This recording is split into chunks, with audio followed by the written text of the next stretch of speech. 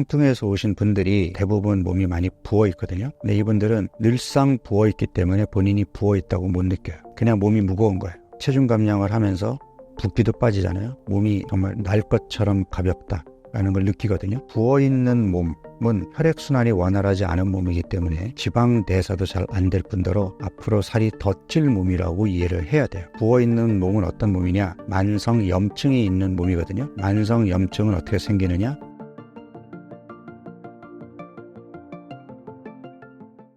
최근 젊은 당뇨병 환자가 증가하고 있는데요.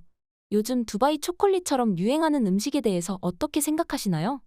직장인들 건강관리에 관련해서 이제 강의도 다니고 실제로 지금 일부 대기업의 그 비만 다이어트 프로그램에도 지금 참여를 하고 있는데 깜짝 놀란 게 30대 당뇨가 너무 많은 거예요. 내가 어렸을 때에 비해서 전체적으로 당뇨 환자가 많이 는 거는 알고 있었지만 20, 30대 당뇨 환자들이 과거에 비해서 크게 늘었다는 거에 제가 충격을 받았어요. 왜 늘었을까요? 왜 과거에 비해서 젊은 당뇨 환자들이 늘었을까요? 당뇨로 가기 이전 단계, 전당뇨라는 게 있고 그 전에 지방간, 복부비만, 인슐린 저항성 이런 것들이 있잖아요. 그러니까 젊은 친구들이 너무도 이른 나이에 당뇨로 이어질 수 있는 그런 복부비만, 지방간, 인슐린 저항성에 노출되어 있는 거예요. 그러니까 소화비만도 최근 10년 사이에 2배 이상 늘었단 말이에요. 그러니까 지금 잠재적으로 젊은 당뇨로 이어질 수 있는 예비군들이 지금 계속 늘고 있고 이런 젊은 사람들의 입맛을 지금 사로잡고 있는 달달한 음식들, 그러니까 설탕이 들어가 있는 음식 중에 내가 이제 과당의 유해성을 강조했잖아요. 이 과당은 알코올 못지않게 중독성이 강합니다. 그러니까 설탕에 중독이 되면 쉽게 거기서 벗어나기가 어려워요. 그럼 중독의 특징이 뭐예요? 더 강렬한 맛을 찾아요. 처음에 크리스피 도넛 나왔을 때 저는 야 이렇게 단 걸 어떻게 먹지? 근데 그 다음에 탕후루가 나오고 지금 두바이 초콜릿까지 누가 더 단가 내기할 정도로 지금 점점 단맛이 강해지고 있거든요. 거기에는 과당이 엄청나게 들어있겠죠. 이 과당이 우리 몸에 들어오게 되면 지방간을 일으키고 복부 내장지방 비만을 일으키고 인슐린 저항성을 일으키고 결국은 전당뇨로 이어지면서 당뇨로 가게 만들어요. 문제는 이게 이미 당뇨로 오게 되면 그 다음엔 다시 이전 단계로 돌아가기가 쉽지 않아요. 그 다음부터는 관리의 단계로 가는 거예요. 평생 약을 먹으면서 합병증으로 좀 갈 수 있는 시간을 최대로 늦추는 관리의 단계로 가는 거예요. 그런데 내가 당뇨로 가기 전에 전당뇨나 또는 그 전에 지방간이나 인슐린 저항성, 복부 비만은 치료가 되잖아요. 치료는 뭐죠? 다시 예전에 건강한 몸으로 돌아가는 거죠. 그러니까 그 단계에서 건강한 몸으로 돌아가야 당뇨로 안 가는데 여기서 치료받을 수 있는 기회를 놓치고 계속 늦추다가 결국은 당뇨로 진단받고 뒤늦게 치료를 하려고 하니까 치료가 안 되고 관리로 가는 거예요. 그래서 젊은 당뇨 환자들도 안타깝지만 결국은 지금 당뇨로 갈 수밖에 없는 당뇨 예비 후보생들의 경우는 아직 당뇨로 진단받기 전에 빨리 설탕 중독, 과당 중독에서 벗어나야 됩니다. 지금은 치료가 가능하지만 당뇨로 진단을 받게 되면 다시 건강한 몸으로 돌아가는 것은 쉽지 않아요. 본인의 건강 상태를 알 수 있는 자가진단이 있을까요? 일단 내가 성인이 됐는데 성인이 되고 나서 계속 배가 나오면서 허리둘레가 늘어나고 그러니까 허리띠에 구멍이 점점 하나둘 늘어나고 있고 그 다음에 체중계능금이 계속 늘어나고 있다는 것은 건강한 몸은 건강식으로 배불리 먹는 건강한 사람들의 몸은 많이 먹든 적게 먹든 체중이 일정하게 유지가 돼요. 그런데 체중이 야금야금 늘어나고 있다 또는 뱃살이 나오고 있다. 무슨 의미죠? 몸이 건강하지 않다는 얘기죠. 내 몸의 생리적인 기능이 정상적으로 돌아가고 있지 않다는 의미거든요. 그러면 그거는 병이잖아요. 그럼 다시 건강한 몸으로 돌려야죠. 그게 치료잖아요. 그러니까 배가 나온 사람 또는 병원에서 지방간 판정을 받은 사람 또는 전당뇨로 진단받은 사람 다 병이거든요. 이거는 치료가 가능한 병. 그럼 그때 치료해야지. 이거를 방치하고 있다가 당뇨입니다라는 말을 듣고 그때부터 치료하는 거는 그거는 관리해요. 당뇨약을 먹는 게 치료인가요? 자, 당뇨약을 먹으면 다시 옛날에 건강한 몸으로 돌아가나요? 혈당만 떨어뜨리는 게 치료인가요? 그리고 혈당은 떨어졌는데 내가 생활 습관이 안 바뀌어서 지방간이나 복부 비만이나 이게 그대로 있으면 점점 당뇨의 악의 가지수가 늘어나겠죠? 치료인가요? 몸이 나빠지고 있다는 객관적인 증거 아닌가요? 잘 생각해 보세요. 네. 당뇨가 걸려서 당뇨약을 먹는 건 치료가 아니에요. 합병증을 늦춰보자는 관리인 거지 결국은 합병증으로 가게 됩니다. 영양성분표를 참고해서 건강을 관리할 수 있을까요? 영양성분표는 무조건 챙겨봐야 됩니다. 저는 편의점이나 슈퍼 가서 그러니까 식품을 고를 때 꼭 영양성분표를 보는 습관을 가지고 있거든요. 첫 번째 봐야 되는 게 당류 함량이에요. 자, 제가 지금 계속 설탕, 과당의 유해성을 얘기하고 있잖아요. 그런 유해한 음식, 성분이 많이 들어있는 음식을 꼭 이 사랑스러운 내 몸에 챙겨 넣어야 될까요? 그거부터 생각해야 돼요. 그러니까 당류 함량을 우선 봐야 됩니다. 그 다음에 이제 총 탄수화물 함량을 보는 거죠. 그러니까 특히 우리가 하루 3끼를 탄수화물 음식으로 먹고 있는 우리의 식습관에서 중간중간에 간식까지도 탄수화물이 많은 간식을 먹는 것은 탄수화물의 과잉 섭취를 초래할 수 있기 때문에 그걸 함께 봐야 되겠죠. 그 다음에 이제 나트륨 함량이죠. 왜냐하면은 우리가 가공식품의 경우에는 유통 보관을 오래 하기 위해서 이제 가공을 하게 되는데 그래서 필요한 그 영양 성분도 다 떼어내게 되지만 설탕과 나트륨을 많이 집어넣는 이유도 결국은 보관을 오래 하기 위한 전략이거든요. 그래서 생각보다 나트륨 함량이 많아요. 나트륨 함량이 얼마나 되는지를 체크해 보는 것도 필요하고 그 다음에 이제 그 영양 성분표와 함께 이 식품에 들어가 있는 구성 성분들이 많이 들어간 순서대로 이제 열거가 돼 있어요. 그래서 여러분들이 이렇게 보면 좋은 거는 활자체가 크고 나쁜 거는 조그맣게 써놓거든요. 하지만 그 크기가 아니라 순서가 중요한 거예요. 제일 앞에 있는 게 제일 많이 들어간 거예요. 그러면 이를테면 그 식물성 유지, 액상과당 이런 것들은 몸에 나쁜 거니까 조그만 글씨로 써 있고 거기에 귀리 이런 것들은 큰 글씨로 써 있잖아요. 그런데 한참 읽다 보면 뒷부분에 갈수록 이제 보존제와 합성 화학물질들, 인공 첨가물들이 들어가 있단 말이에요.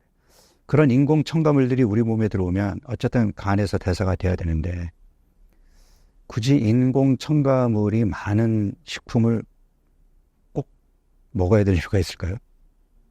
그래서 그런 것들도 챙겨보고 요즘에 이제 이 칼로리 재료 식품들이 많잖아요. 그러니까 이제 그게 인공 감미료가 들어가 있는 건데 인공 감미료가 물론 설탕이나 액상과당보다 훨 낫죠. 과당은 무조건 백해무익이니까. 그런데 설탕 과당 대신에 인공 감미료가 들어있는 걸 먹겠어. 까지는 좋으나 그러면 내가 더 건강해지기 위해서 좋은 음식을 챙겨 먹는데 굳이 인공 감미료가 들어있는 음식을 꼭 먹어야 될까요? 그러니까 얘네들이 칼로리는 낮출 수 있으나 장내에 이제 미생물의 유익균과 유익균의 밸런스를 깨트린다는 보고도 있고 길게 가면 결국엔 대사증후군이라든지 당뇨 위험성을 높이는 걸로 되어 있거든요. 그래서 내가 건강을 챙긴다면 그러한 내가 선택한 식품 안에 인공 첨가물이 가급적이면 적게 들어있는 제품을 고르겠다. 이것도 내 건강을 챙기는 요령 중에 하나라고 볼 수 있습니다. 살이 안 찌는 체질로 바꿀 수 있는 운동이 있을까요? 살 안 찌는 체질, 살찌는 체질이라는 표현보다는 일단 살찌는 몸은 건강한 몸이 아닌 거예요. 내 몸을 건강한 몸으로 만들어 놓으면 쉽게 살찌지 않아요. 그러니까 내가 나는 먹는 것도 없는데 살이 쪄. 이거는 내 몸이 건강해지지 않은 거예요. 그러면 건강해지지 않은 이유가 건강하지 않은 음식을 먹은 것도 있고 운동을 하지 않고 하루 종일 의자에 앉아있는 의자 중독도 있겠지만 수면의 질, 내가 잠을 좀 이렇게 7시간 이상 푹 잤느냐. 그 다음에 만성 스트레스. 사실 스트레스 없이 살긴 힘들지만 내가 스트레스를 그때그때 좀 극복하고 떨쳐내고 회복 탄력성을 가지면서 살아야 되는데 계속 스트레스를 쌓아두게 되면 이게 병으로 갈 거 아니에요. 그러니까 그런 요인들을 함께 찾아봐야 되겠죠. 그러니까 내가 살이 찌는 건 현상이에요. 많이 먹어서 찌는 게 아닙니다. 배가 나오고 살이 찌는 거는 내 몸의 생리적 기능이 어딘가에 이상이 생겼기 때문에 나타나는 현상이라고 이해를 해야 돼요. 그러면 점검해 봐야죠. 내가 아무 생각 없이 밀가루 음식을 좀 많이 먹었나? 달달한 음식을 좀 많이 먹었나? 또는 저녁 먹고 나서 생각 없이 야식을 좀 많이 먹었나? 이런 것도 생각해 봐야 되고, 너무 움직이지 않고 의자에 오래 앉아 있었나? 뭐 이런 것들도 중요하고.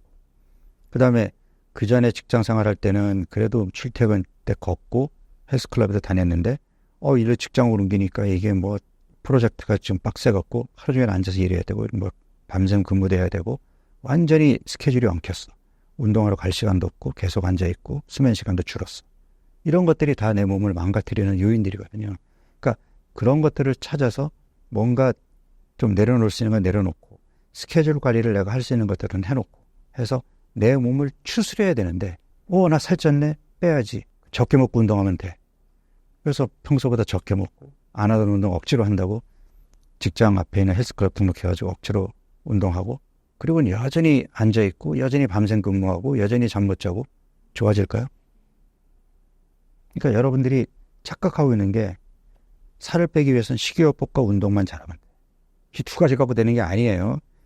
건강한 몸으로 돌아가는 거지 체중계 눈금을 예전 눈금으로 옮기는 것이 그게 목표가 되어서는 안 된다는 거죠. 그러니까 총체적으로 봐야 되는 거예요. 그러니까 지금도 살은 찌는 몸이 되려면 어떻게 해야 돼요? 그 질문은 마치 체중계 눈금을 그대로 유지하기 위해서는 뭘 먹어야 되고 운동을 어떻게 해야 돼요?